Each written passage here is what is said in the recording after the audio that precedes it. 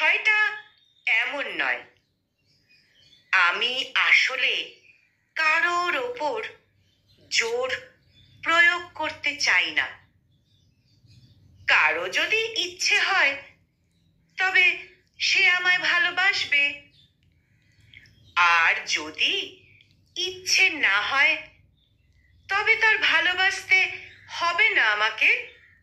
কারো যদি মনে হয় আমার মতো বন্ধু তার জীবনে দরকার আছে, তবে সে আমায় জীবনে রাখুক। আর যদি তার আমাকে ছাড়াও চলে যায় তবে সে আমায় ভুলে থাকুক, ক্ষতি কি?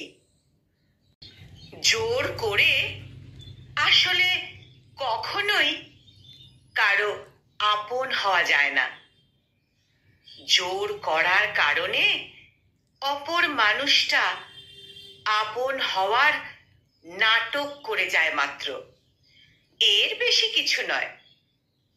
কি দরকার আছে জীবনে নাটকীয়তা বাড়ানোর? যদি কেউ আমায় ছাড়া ভালো থাকে, আমিও তাকে ছাড়া ভালো থাকা শিখে যাব। হয়তো আজ, নয়তো কাল, কিংবা পরশু কোনো একদিন ঠিক শিখে যাব। আমি জোর করতে পারি না।